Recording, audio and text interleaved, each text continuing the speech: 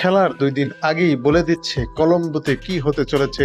গল টেস্টে ভারত যেখানে শ্রীলঙ্কাকে উড়িয়ে দিয়েছে, তাতে কি সিরিজ ক্লিন সুইপ হয়ে যাবে, নাকি ঘরের মাঠে ফিরবে লঙ্কার বাঘেরা? শেষ পর্যন্ত দেখতে থাকুন, কারণ টিয়া পাখি ভবিষ্যৎবাণীও অপেক্ষা করছে আপনাদের জন্য। সুপ্রিয় দর্শক, গল টেস্টে ১৬৫ রানের বিশাল জয়ে সিরিজে ১-০তে এগিয়ে গেছে টিম ইন্ডিয়া। এবার দুই দল মুখোমুখি হচ্ছে কলম্বোর ঐতিহাসিক সিংহলিজ স্পোর্টস ক্লাব মাঠে। শুভমান গিলের নেতৃত্বে ভারত গত ৩ বছর ধরে বিদেশের মাটিতে কোনো টেস্ট সিরিজ জিততে পারেনি।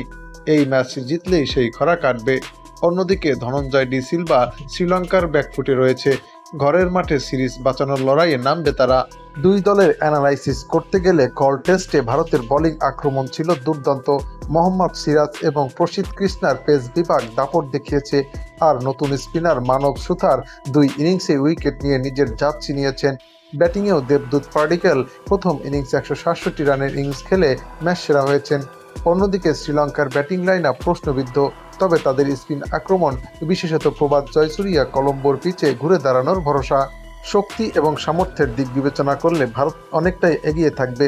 তাছাড়া কলম্বোর উইকেট ঐতিহাসিক পেসার ও স্পিনার দুজনকেই সহায়তা করে। গত ২ বছরে এই মাঠে পেসারদের গড় খরচ প্রায় ৩৮ রান প্রতি উইকেটে, অর্থাৎ ব্যাটিং সহায়ক পিচ হতে পারে।